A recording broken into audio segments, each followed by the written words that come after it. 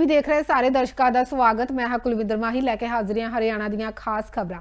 ਤਾਂ ਪਹਿਲਾਂ ਗੱਲ ਕਰਾਂਗੇ ਹਰਿਆਣਾ ਦੇ ਵਿੱਚ ਇੱਕ ਵੱਡੀ ਸੌਗਾਤ ਹਰਿਆਣਾ ਨੂੰ ਮਿਲਣ ਜਾ ਰਹੀ ਹੈ। ਦੱਸ ਦਈਏ ਕਿ IIT ਦੀ ਮਨਜ਼ੂਰੀ ਕੇਂਦਰ ਸਰਕਾਰ ਦੇ ਵੱਲੋਂ ਦੇ ਦਿੱਤੀ ਗਈ ਹੈ। 300 ਏਕੜ ਦੀ ਜ਼ਮੀਨ ਦੀ ਮੰਗ ਕੀਤੀ ਗਈ ਹੈ, ਐਕਵਾਇਰ ਕੀਤੀ ਜਾਵੇਗੀ ਔਰ ਉਸ 300 ਏਕੜ ਦੀ ਜ਼ਮੀਨ ਦੇ ਉੱਤੇ ਪਹਿਲਾ IIT ਸਥਾਪਿਤ ਕੀਤਾ ਜਾਵੇਗਾ। ਤਾਂ ਹਰਿਆਣਾ ਦੀ ਸਰਕਾਰ ਦੀ ਵੱਡੀ ਉਪਲਬਧੀ ਹੈ। ਕੇਂਦਰ ਸਰਕਾਰ ਦੇ ਵੱਲੋਂ ਮਨਜ਼ੂਰੀ ਦਿੱਤੀ ਗਈ ਹੈ। ਦੱਸ ਦਈਏ ਕਿ ਉੱਥੋਂ ਦੇ ਜੋ ਵਿਦਵਾਨ ਲੋਕ ਨੇ ਉਹਨਾਂ ਦੇ ਵੱਲੋਂ ਕਾਫੀ ਸਮੇਂ ਤੋਂ ਇਹ ਮੰਗ ਕੀਤੀ ਜਾ ਰਹੀ ਸੀ ਕਿ ਹਰਿਆਣਾ ਦੇ ਵਿੱਚ ਵੀ IIT ਖੋਲ੍ਹਿਆ ਜਾਵੇ। ਵੱਡੀ ਖਬਰ ਹੈ ਹਰਿਆਣਾ ਵਾਸੀਆਂ ਲਈ, IIT ਖੁੱਲਣ ਜਾ ਰਿਹਾ ਹੈ ਹਰਿਆਣਾ ਦੇ ਵਿੱਚ ਔਰ 300 ਏਕੜ ਦੀ ਜ਼ਮੀਨ ਦੀ ਮੰਗ ਕੀਤੀ ਗਈ ਹੈ। ਦੱਸ ਦਈਏ ਕਿ ਇਸ ਨੂੰ ਲੈ ਕੇ ਕਿ ਇਹ IIT ਸੰਸਥਾਨ ਕਿੱਥੇ ਖੋਲ੍ਹਿਆ ਜਾਵੇ।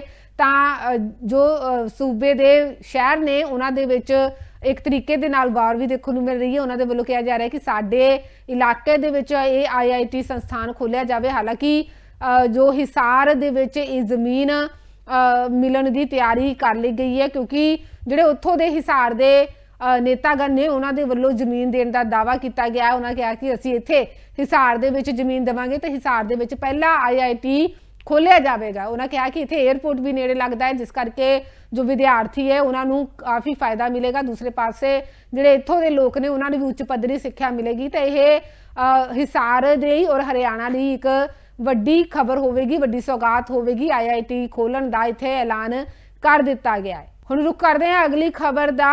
ਸਾਬਕਾ ਮੰਤਰੀ ਮਨੋਹਰ ਲਾਲ ਖੱਟੜ ਉਹਨਾਂ ਦੇ ਵੱਲੋਂ ਇੱਕ ਵੱਡਾ ਗੱਲ ਉੱਥੇ ਕਹੀ ਗਈ ਹੈ। ਦੱਸ ਦਈਏ ਕਿ ਗੀਤਾ ਜਯੰਤੀ ਦਾ ਅੱਜ ਉੱਥੇ ਮਨਾਈ ਗਈ ਹਰਿਆਣਾ ਦੇ ਵਿੱਚ ਔਰ ਉੱਥੇ ਸੰਤ ਸੰਮੇਲਨ ਵੀ ਕਰਵਾਇਆ ਗਿਆ। ਇਸ ਸੰਤ ਸੰਮੇਲਨ ਦੇ ਵਿੱਚ ਸਾਬਕਾ ਮੁੱਖ ਮੰਤਰੀ ਮਨੋਹਰ ਲਾਲ ਖੱਟੜ ਦੇ ਵੱਲੋਂ ਹਾਜ਼ਰੀ ਭਰੀ ਜਾਂਦੀ ਹੈ ਔਰ ਉੱਥੇ ਹੀ ਦੂਸਰੇ ਪਾਸੇ ਉੱਤਰਾਖੰਡ ਦੇ ਮੁੱਖ ਮੰਤਰੀ ਧਾਮੀ ਵੀ ਇੱਥੇ ਮੌਜੂਦ ਰਹਿੰਦੇ ਨੇ ਔਰ ਇਸੇ ਦੌਰਾਨ ਮਨੋਹਰ ਲਾਲ ਖੱਟੜ ਉਹਨਾਂ ਦੇ ਵੱਲੋਂ ਇੱਕ ਵੱਡੀ ਗੱਲ ਵੀ ਕਹੀ ਜਾਂਦੀ ਹੈ। ਪੰਜਾਬ ਦੇ ਵਿੱਚ ਧਰਮ ਪਰਿਵਰਤਨ ਨੂੰ ਲੈ ਕੇ ਉਹਨਾਂ ਦਾ ਵੱਡਾ ਬਿਆਨ ਦੇਖਣ ਨੂੰ ਮਿਲਿਆ। ਉਹਨਾਂ ਕਿਹਾ ਕਿ ਕਿਸੇ ਵੀ ਸੂਬੇ ਦੇ ਵਿੱਚ ਧਰਮ ਪਰਿਵਰਤਨ ਨਹੀਂ ਕਰਵਾਇਆ ਜਾਣਾ ਚਾਹੀਦਾ ਔਰ ਜੇਕਰ ਪੰਜਾਬ ਦੇ ਵਿੱਚ ਇਸ ਤਰੀਕੇ ਦੀਆਂ ਘਟਨਾਵਾਂ ਦੇਖਣ ਨੂੰ ਮਿਲ ਰਹੀਆਂ ਨੇ ਤਾਂ ਫਿਰ ਉਸ ਦੇ ਉੱਤੇ ਨਕੇਲ ਕੱਸੀ ਜਾਣੀ ਚਾਹੀਦੀ ਹੈ, ਸਖਤ ਕਾਰਵਾਈ ਉੱਥੋਂ ਦੀ ਸਰਕਾਰ ਨੂੰ ਕਰਨੀ ਚਾਹੀਦੀ ਹੈ। ਤਾਂ ਹਰਿਆਣਾ ਦੇ ਵਿੱਚ ਅੱਜ ਗੀਤਾ ਜਯੰਤੀ ਮਨਾਈ ਗਈ। ਦੱਸਦੀ ਕਿ ਅੰਤਰਰਾਸ਼ਟਰੀ ਪੱਧਰ ਦਾ ਇਹ ਸਮਾਗਮ ਇੱਥੇ ਕਰਵਾਇਆ ਗਿਆ, ਜਿੱਥੇ ਦੇਸ਼ ਦੇ ਕੋਨੇ-ਕੋਨੇ ਤੋਂ ਸੰਤ ਸਮਾਜ ਦੇ ਲੋਕ ਪਹੁੰਚੇ ਔਰ ਇੱਥੇ ਹੀ ਉੱਤਰਾਖੰਡ ਦੇ ਮੁੱਖ ਮੰਤਰੀ ਪੁਸ਼ਕਰ ਧਾਮੀ ਵੀ ਇਸ ਸਮਾਗਮ ਦੇ ਵਿੱਚ ਸ਼ਾਮਲ ਹੋਣ ਲਈ ਪਹੁੰਚਦੇ ਨੇ ਔਰ ਗੀਤਾ ਜਯੰਤੀ ਦੀਆਂ ਵਧਾਈਆਂ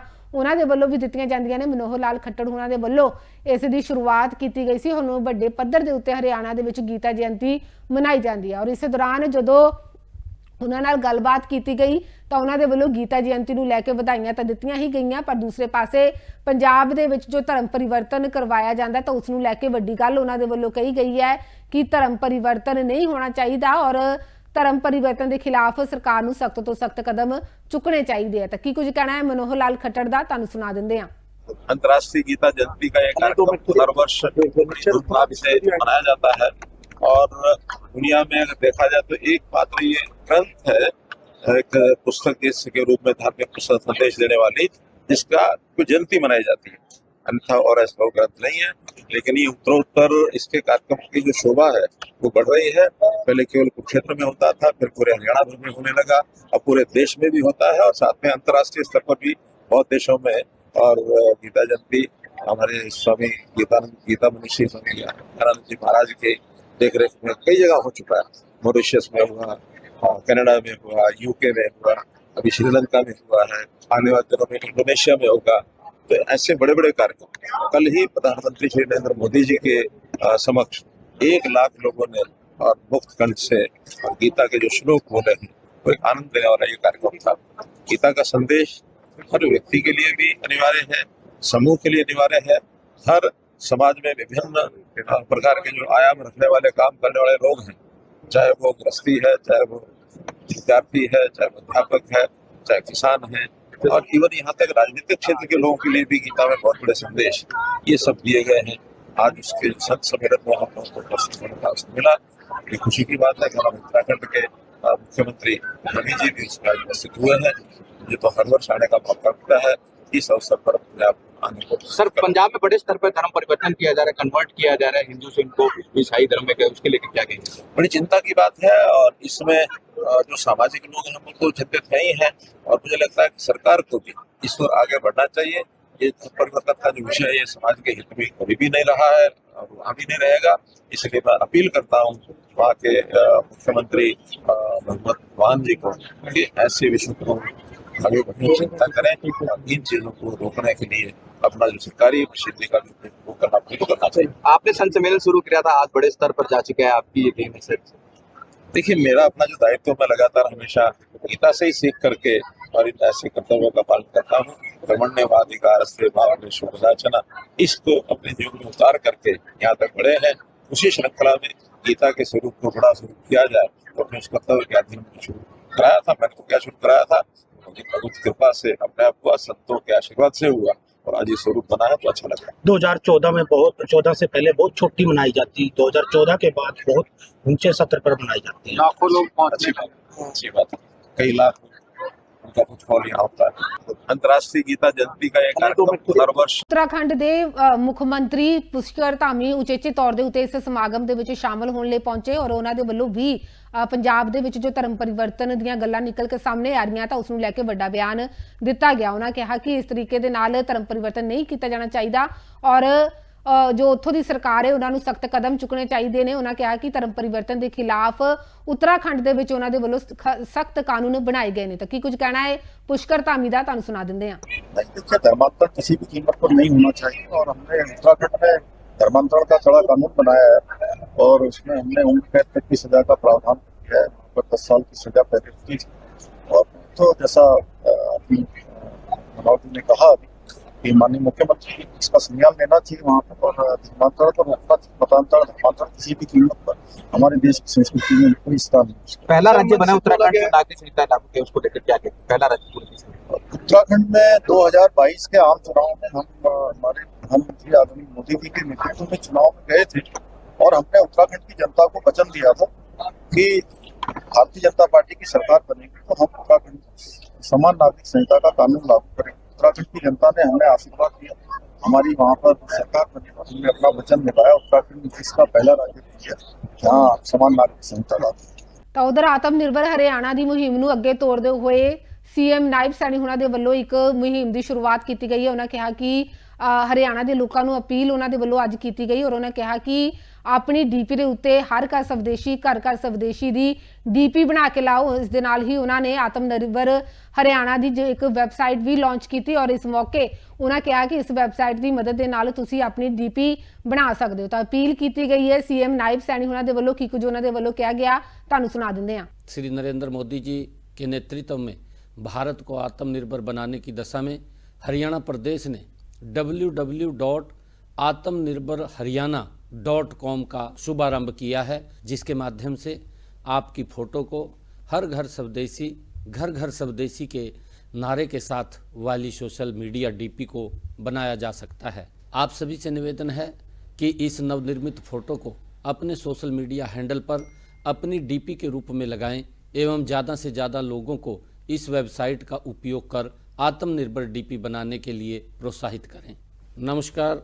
तो उधर हरियाणा के खेड मंत्रालय के वल्लों बड़ा फैसला लिया गया है। तुहानू दस दें कि बास्केटबॉल खिडारी की मैदान के विच मौत होने तो बाद लगातार ये मामला भखदा जा रहा है, जिस करके खेड मंत्रालय के वल्लों बड़े ऐलान अज किए गए। खेड मंत्रालय के वल्लों एक मीटिंग सद्दी गई, उस दे विच इस मामले नूं लैके चर्चा की गई। उत्थे ही दूसरे पासे जिहड़ी 100 करोड़ की ग्रांट जो खेडां दे उत्ते लगाउण लई आई सी, तो वो ग्रांट कित्थे खर्च की गई, इसका ब्यौरा भी मंगिया गया। नाल दी नाल ये भी ऐलान किया गया कि 3 महीनों दे विच सारियां खेड ग्राउंडां नूं दुरुस्त किया जाएगा और नाल दी नाल खिडारियां दी डाइट नूं लैके भी वड्डा ऐलान किया गया। तो खेड मंत्री गौरव गौतम उन्हां दे वल्लों अज वड्डे ऐलान किए गए। उन्हां दे वल्लों यह मीटिंग सद्दी गई सी। दस दिए कि बास्केटबॉल खिडारी की खेड के मैदान दे विच ही खेडदे होए मौत हो गई सी। उसदे उत्ते जो पोल सी वो डिग जाता है और पोल क्योंकि पूरा जर्जर हालत दे विच सी और जदों खिडारी दे वल्लों उसदे नाल लटकन की कोशिश की जाती है तो वह पोल सीधा उसकी छाती ते आके डिगदा है, जिस करके 16 साल के इस खिडारी की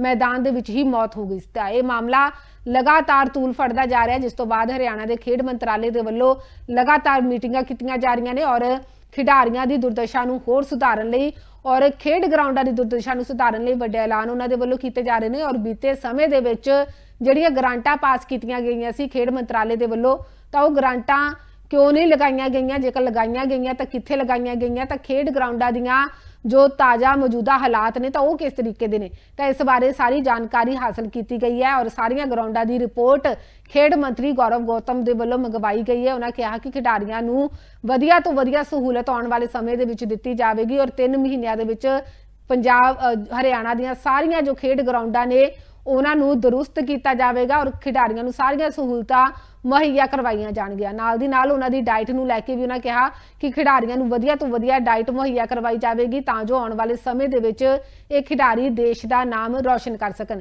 ਤਾਂ ਕੀ ਕੁਝ ਕਹਿਣਾ ਹੈ ਖੇਡ ਮੰਤਰੀ गौरव गौतम ਦਾ, ਤੁਹਾਨੂੰ ਸੁਣਾ ਦਿੰਦੇ ਹਾਂ। हमारे खिलाड़ियों को मिल सके उस पर काम कर रहे हैं और आने वाले समय पर आपको 3 महीने में और अच्छी बेहतरीन सुविधा हम खिलाड़ियों के ग्राउंड पर देकर करने का काम कर रहे हैं। कुछ जानकारी आपने मांगी थी, पत्र लिखा था कि जहाँ कोई इंफ्रास्ट्रक्चर खराब है, इक्विपमेंट्स अगर घटिया है, जब जगह उनको बदला जाए, कोई ऐसा फीडबैक आया है? कुछ जगह से आया है फीडबैक और हमने 3 महीने में उन चीज़ों को प्रयास है कि हम दुरुस्त कर देंगे और जो हमारा DSC का पैसा हर डिस्ट्रिक्ट में है हम उनको ग्राउंड की स्थिति पर लगाकर उसे सही करने का काम करें। वैसे रोहतक मामले में जो कमेटी बनाई है तो कमेटी में कौन है? आज आपको या कल तक उसकी जानकारी आपको मिल जाएगी। रोहतक मामले में सर क्या कोई और कोई एक्शन लिया है किसी के अगेंस्ट DSO के अलावा? अभी उसकी जांच चल रही है। अभी सरकार के लोग बैठ के अधिकारियों की ड्यूटी लगाई, उस पर काम कर रहे हैं। पंचकुला DSO के खिलाफ भी कुछ मामले पिछले दिनों आए थे जिसमें यहाँ बच्चों को जो है खाना है रूखी सूखी दाल रोटी दी जाती, जबकि जो उनका होता था मील में वो ज़्यादा होता था और उसके लिए उन्होंने एक प्राइवेट किसी को कॉन्ट्रैक्ट दिया आउट ऑफ द लॉ जाके, क्योंकि यहाँ के कॉन्ट्रैक्टर जो था उसके साथ कुछ पेमेंट पेंडिंग का इशू आ रहा था। नहीं, अगर किसी कॉन्ट्रैक्टर की पेमेंट पेंडिंग का इशू है, हमारा विभाग सभी पेमेंटों को पूरा करेगा और खिलाड़ियों के लिए किसी भी प्रकार की कोई कोताही ना बरती जाए उस पर काम करने के लिए उनकी डाइट में उनके पैसे के लिए काम करेंगे। और कोई बात अगर ऐसी इंडिविजुअल कोई शिकायत आती है तो उस पर संज्ञान लिया जाएगा। एक्सीलेंट सेंटर में सर अब भी डाइट कटिंग चल रही है, खिलाड़ियों को डाइट कटिंग के साथ दी जा रही है, आप अब भी चेक कर सकते हैं। बिल्कुल, अगर मैंने पहले भी चेक किया था, इंस्ट्रक्शन आगे भी दी थी, अगर उसमें कुछ कमी होगी तो उस पर भी आगे कार्रवाई करेंगे और कोई इसका जिम्मेदार होगा तो उस पर भी कार्रवाई करेंगे। कॉमनवेल्थ की मेजबानी मिली है वर्ष 2030 के लिए भारत को, किस तरीके से देखते हैं इसको? स्वाभाविक रूप से एक अच्छा प्लेटफॉर्म भी है और भारत हम इसकी मेजबानी करेगा। तहे दिल से हम इसका स्वागत भी करते हैं, अभिनंदन करते हैं और हमें उम्मीद भी और अपेक्षा भी है कि हमारे खिलाड़ी उसमें ज़्यादा से ज़्यादा मेडल लेकर आएंगे और उसमें सबसे बड़ा रोल हरियाणा के खिलाड़ियों का होगा, ये हमें पूरा भरोसा है। मंत्री जी, अभी प्रदेश में कितनी खेल आपने लोगों 1500 खेल नर्सरियाँ अभी अलॉट हो चुकी हैं, 500 और अलॉट होनी हैं। अगले कुछ दिन बाद वो अलॉट कर दी जाएंगी। जो कुछ प्राइवेट्स कोचेज़ ने प्राइवेट लोगों ने की है अप्लाई, उनके पैरामीटर चेक करने के बाद उनको अलॉट कर दी जाएंगी। 2000 नर्सरी हमारी। ਤਾਂ ਇਹ ਸੀ ਅੱਜ ਦੀਆਂ ਹਰਿਆਣਾ ਦੀਆਂ ਖਾਸ ਖਬਰਾਂ। ਇਸੇ ਤਰ੍ਹਾਂ ਹਰਿਆਣਾ, ਪੰਜਾਬ ਅਤੇ ਦੇਸ਼ ਵਿਦੇਸ਼ ਦੀਆਂ ਵੱਡੀਆਂ ਖਬਰਾਂ ਲੈ ਕੇ ਤੁਹਾਡੇ ਰੂਬਰੂ ਹੁੰਦੇ ਰਵਾਂਗੇ। ਤਦ ਤੱਕ ਲਈ ਮੈਨੂੰ ਦਿਓ ਇਜਾਜ਼ਤ। ਤੁਸੀਂ ਦੇਖਦੇ ਰਹੋ ਜਗਬਾਣੀ TV।